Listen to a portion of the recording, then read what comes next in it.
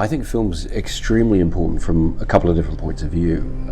For myself as a filmmaker, being able to have the choice to shoot on film.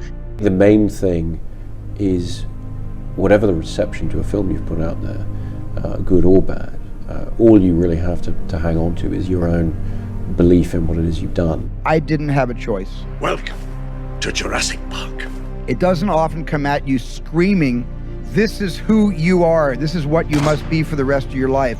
Sometimes a dream almost whispers. Indiana. The hardest thing to listen to, your instincts, your human personal intuition, always whispers, it never shouts.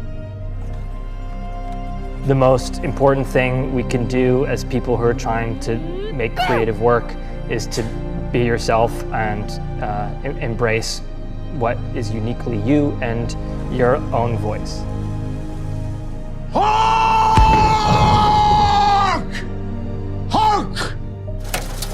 Basically, I think the number one thing to tell the people that want to make a first film is make it. Don't talk about it. Don't wait for every circumstance to be just perfect. It's like if you want to make a movie, all right? If you just truly love cinema with enough passion, and you really love it, then you can't help but make a good movie. But at the same time, anyone who has ever been privileged to direct a film also knows that although it can be like trying to write War and Peace in a bumper car in an amusement park, when you finally get it right, there are not many joys in life that can equal the feeling.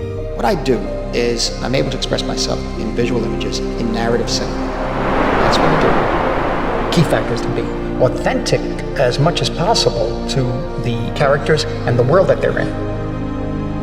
Yes, there are certain worlds I know better than others, but ultimately, it's the people, it's the characters that carry me through. It's a very, very, very powerful medium. A group of people who are mostly strangers are sitting in the dark, and they've given you access to their brains through their eyes and their ears for 2 hours, 2.5 hours. That's a big responsibility. Well, yeah, I have a very sort of ambivalent view of myself as an artist or as a filmmaker. I mean, if you want something on your gravestone in the film business, I think the best thing is filmmaker. If you can honestly say that, that's all you need to say. And that I think I would like that on my gravestone. A lot of people ask me, what's the best advice to someone who wants to be a director? And the answer I give is very simple.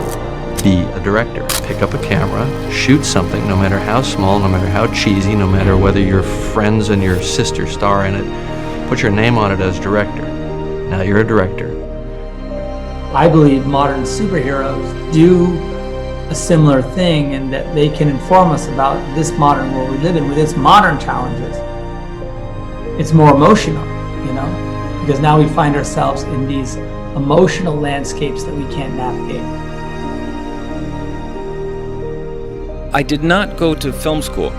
I wanted to be a director when I was very young. I sort of drifted away from it for a while. It makes me think about the fact that when you make a movie, it's not like you're just organizing the chaos. You're creating a new chaos, which is the experience of trying to do a movie.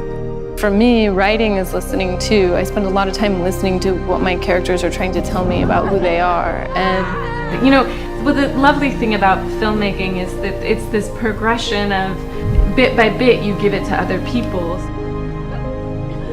Collapse like a little closer.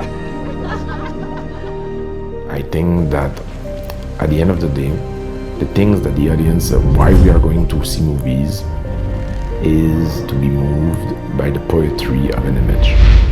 There's something there that went deep inside you to touch you because those images have a profound meaning. It's called poetry. It's incumbent upon a director. If you want to pull the best performance out of an actor, you have to really work to who they are and how they work. And you have to be very adaptable in the approach you use with every different actor. So there's certainly a lot of time spent and energy spent training ourselves to do that and doing it in a credible way where the story and the characters could still hold together. I just started to see visually how the movie could come together, and You know, quite honestly, I started to see the movie in my head that the movie is today. A big, brash, colorful, yet still gritty and emotional film. And a movie that wasn't necessarily like the movies I loved from the past, but that made people feel like those movies made people feel.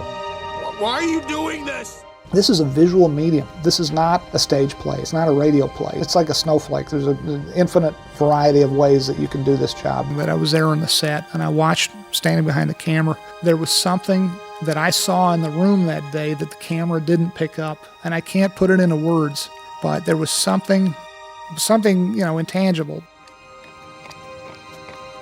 Abstraction, to me, is a thing that cinema can say. It's not words, it's not just music. It's a whole bunch of things coming together and making a thing that didn't exist before. And that's what I really love about it. This is the girl.